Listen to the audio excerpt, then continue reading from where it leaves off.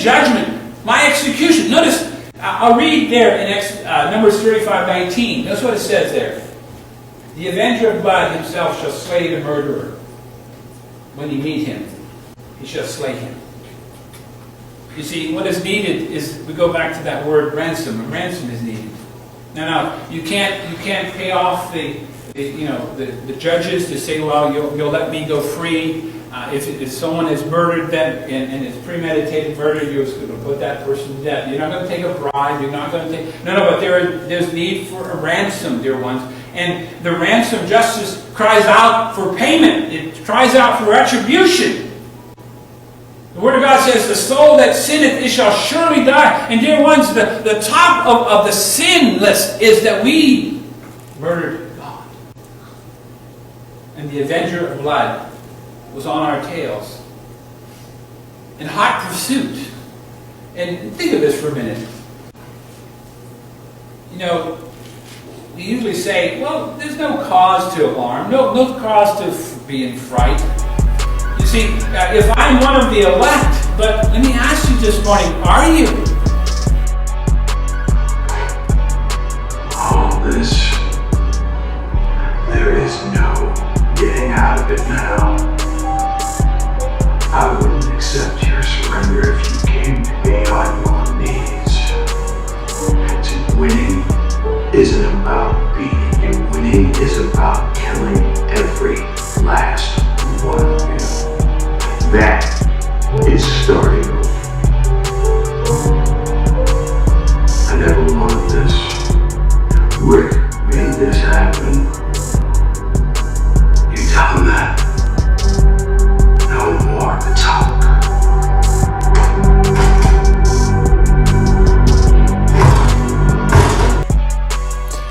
Hey, Shalom. All praises, glory, honor, and fear Yahweh. Ba'ashem Yahweh Shai Rakakadash. Honor to you, real ones out there, the few that's left.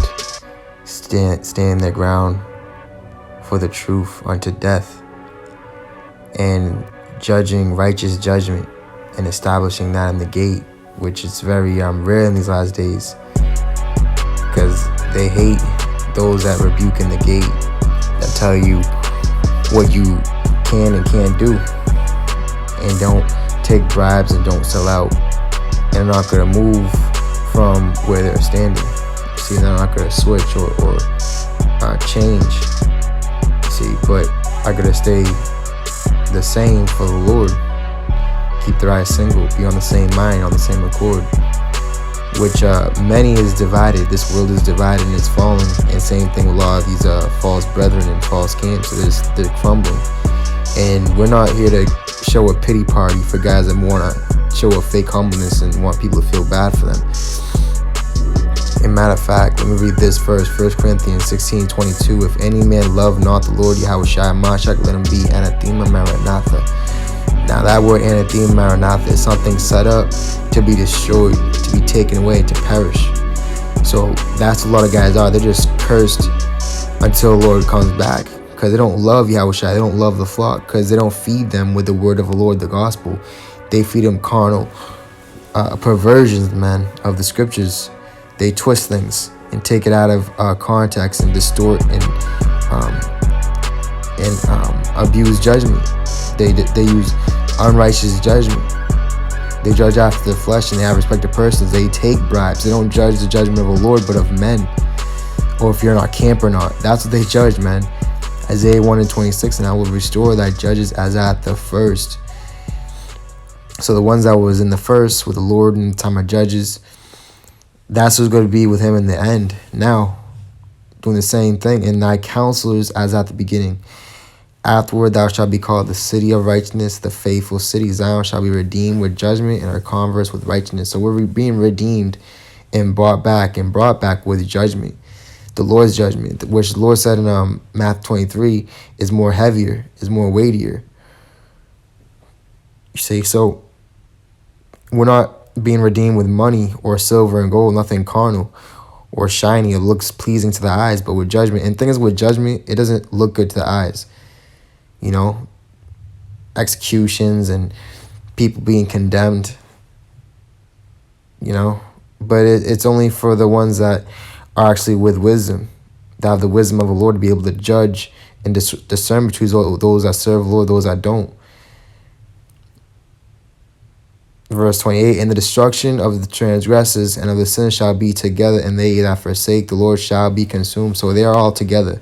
But the elect, they can cast out the synagogues. You see, they've been cast out camps. And they chosen the straight gate one at a time. 2 Chronicles 19 and verse 6, and said to the judges, take heed what ye do, for ye judge not from man. You see, so we don't judge from man, but for the Lord, right? And the Lord is perfect, so the judgment's going to be perfect. See, for ye judge not from man, because man's judgment is corrupted. It's wrong. It's off. And that's why the whole world is just totally like backwards right now. It says, who is with you in the judgment? So the Lord's with us in the judgment. Wherefore now let the fear of the Lord be upon you, and take heed and do it. For there is no iniquity with the Lord our God, nor respect of persons, nor taking of gifts, right? So you can't use that with the men of the Lord, because they're not sold out. See, the guys that are fearing man, they don't fear the Lord. They're not taking heed. They're having all kind of respect to persons and taking of gifts, because that's what they're all about. They're not about the Lord, the Father's business, and his judgment. They omit that. These Pharisees and scribes, these elders, they omit that. They don't speak these words. They speak their own words, you know. We judge man's judgment, which is what? Corrupt and wrong. You see?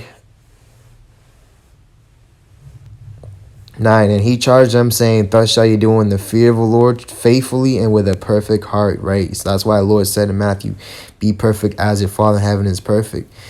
Because when you're one, when you're whole in the Lord, then guess what? Your word is going to be whole. Your judgment is going to be right. It's going to be correct. And it's going to set things right.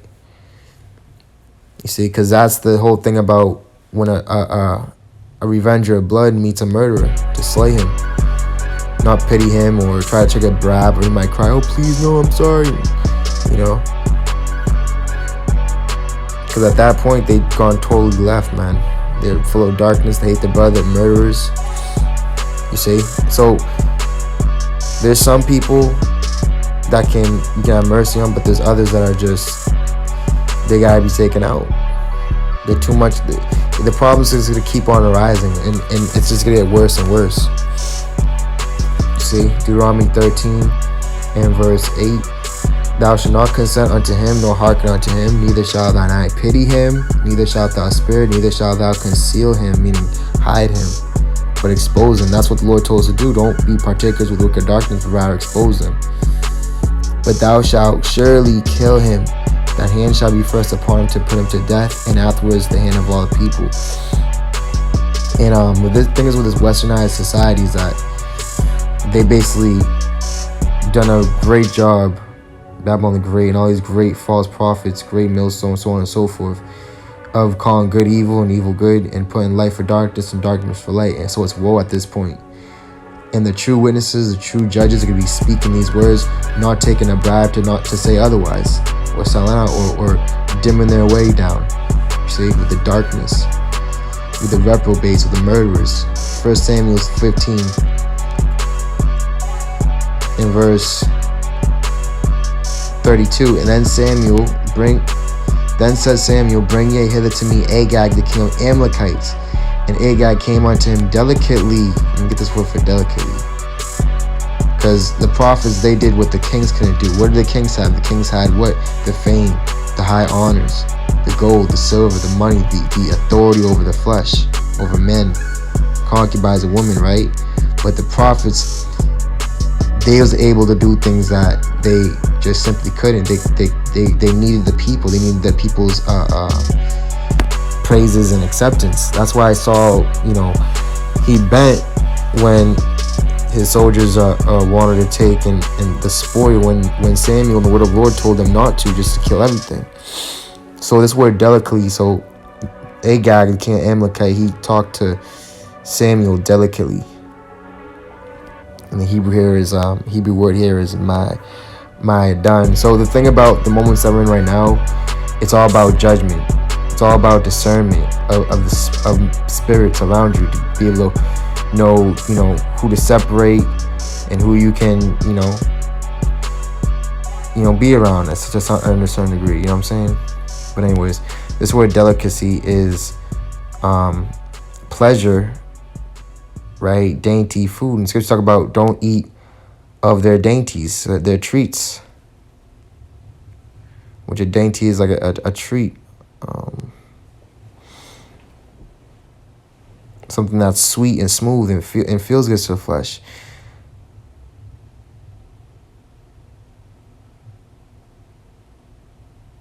Tasty, delicate, right?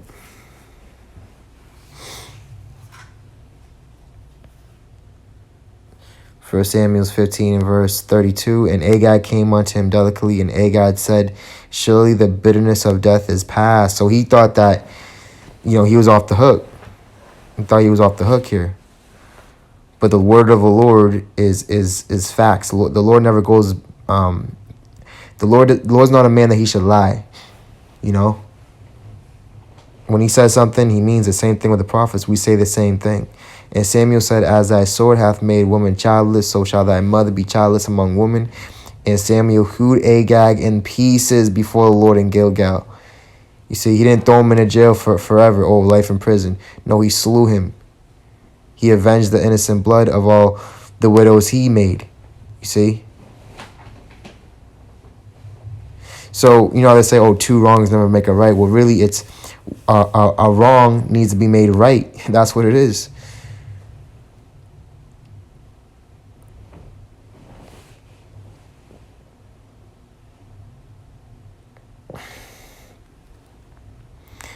Revelation 11 and 10, and they that dwell upon the earth shall rejoice over them and make merry and shall send gifts one to another, because these two prophets tormented them that dwell on the earth. And when Yahushua came to the man that had the legions, right? The legions answered Yahushua, have you come to torment us before our time? So these wicked evil spirits, they understand that their time of torment and judgment is at hand. And the two prophets, the two witnesses, the real elect, the few ones, the small sanctuary lords in the midst of the 2 or 3 that's gathered in his name, not in the name of a camp. You see, so it's not just the heathens in the world, but also of our own nation. They sent gifts to each other. They got Moses' seat, right? They got the authority of the temple, of the carnal temple. But that's what the Lord, he broke. He rent that. He destroyed that. And that's what we're doing now as well. We're tearing down all these idol temples. And we're avenging all the innocent blood that's crying out, all the way back from Abel to the blood of Zacharias, like it says in Matthew. All that blood that's crying out is being avenged through Yahushua and his men. Tobit 5 and 18. Be not greedy to add money to money, but let it be as a refuse in respect of our child. So don't be greedy to add money to money, to stack money here, to keep riches here. Tobit 5 and 19. For that which the Lord had given us to live with, those suffice us, right? So Lord, he takes care of us. He gives us our daily bread, Verse 21, for the good angel will keep him company, and his journey shall be prosperous, and he shall return safe, right? Because the Lord said, blessed shall I be going in, and thy coming out forevermore. Verse 22, then she made an end of weeping. So the Lord's going to wipe away every tear with the true man of the Lord that's actually being defamed and hated, because they're actually establishing righteous judgment, which the Lord told you to do in John 7:24. Don't judge unrighteous judgment, judge righteous judgment. In the spirit, what men say and what they speak. Because by your words you'll be condemned, by your words be justified. So that's the thing, man. And if you're perverting the gospel, then you're accursed. You're anathema, maranatha. You don't love Yahushua. You love yourself. You love, the money and shit and stuff of this world. So the whole thing about the house of David being rebuilt back up again at the first is with that judgment. That's how the redemption is coming by. The Lord said you were bought with a price. Being our servants of men, and that price is Yahushua's blood. So we're avenging the innocent blood. You see?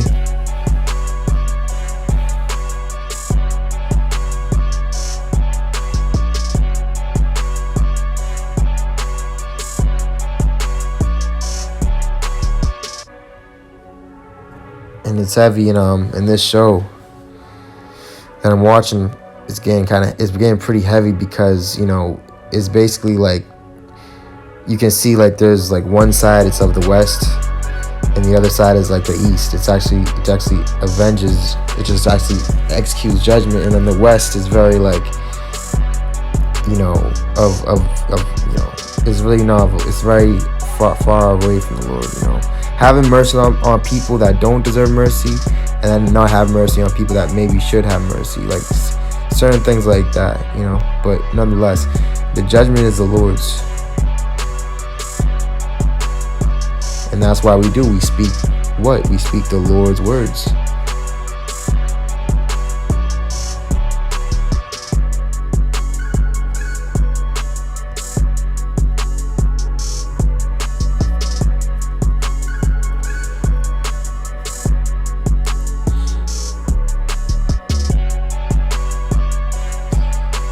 Psalms 37:28. For the Lord loveth judgment and forsaketh not his saints. They are preserved forever, but the seed of the wicked shall be cut off. So their time of torment is at hand. The righteous shall inherit the land and dwell therein forever. The mouth of the righteous speaketh wisdom, and his tongue talketh of judgment. You see, so we're speaking of the judgment of the Lord. And we're not judging for man or for camps. But you guys fail to understand, we're not judging for GMS, man.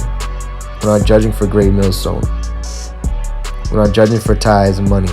And that's how you know the judgment's real. Amos 9:11. In that day will I raise up the tabernacle of David that is fallen, and close up the breaches thereof, and will raise up his ruins, and will build it as the days of old. And that they may possess the remnant of Edom and all the heathen which are called by thy name, saith the Lord of hosts, I do with this. So Lord, he's doing all this stuff. You see, but it all comes with being patient and suffering wrongfully and not taking a bribe or a present to pervert the way of judgment. You see, and there's a lot of in-house judgment happening before Yahweh Bashim Yahushai and the election get to Esau. That comes after. Esau's the end. 2 Samuel 18:5. And the king commanded Joab and Abishai and Ittai, saying, deal gently for my sake with the young man, even with Absalom. And all the people heard when the king gave all the captains charge concerning Absalom. And thing is with Joab is that he disregarded what David told him. He didn't keep the commandment. He actually slew Absalom, and then he turned around and acted like, oh, it was out of loyalty. But if he was loyal, he would have listened to what King David's word was, had respect for his word. Verse 10, a certain man saw it and told Joab and said, behold, I saw Absalom hanged on an oak. And Joab said unto the man that told him, and behold, thou sawest him, and why didst thou not smite him to the ground? And I would have given thee 10 shekels of silver and a girdle. You see? He would have given money for it, which that's a bribe. And the man said unto Joab, though I should receive 1,000 shekels of silver in mine hand, yet would I not put forth mine hand against the king's son. For in our hearing the king charged thee and Abishai and Ittai, saying, beware thou not touch the young man Absalom. That's right. So it's really heavy. It's really heavy. And when you go into the see, it's always a time for judgment, and we're in a time now for judgment. And once David was on his dying bed, and he passed the kingdom down to Solomon, he passed down orders to not let Joab go to the grave in peace, to kill him. Verse 13, otherwise I should have wrought falsehood against mine own life, for there is no matter hid from the king, and thou thyself wouldest have set thyself against me. See, so there's nothing hid from the anointed, the true anointed of the Lord.